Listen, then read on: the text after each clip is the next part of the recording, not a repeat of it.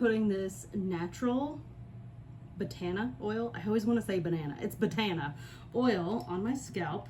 I do it on wash days, and I wash my hair every other day. And I don't know if it's really going to improve anything with my scalp or my hair or anything like that. But what I do know is that it smells like pancake syrup.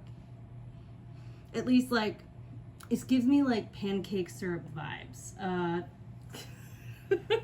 And it also helps detangle my curls. I have Irish hair, and those fairy knots, let me tell you, if you don't know what fairy knots are, well, you probably have not been afflicted. But yeah, I'm telling you, this stuff it's so interesting. It doesn't make your hair smell like pancake oil. Or pancake syrup. It's just got those vibes. Like, I can't explain it.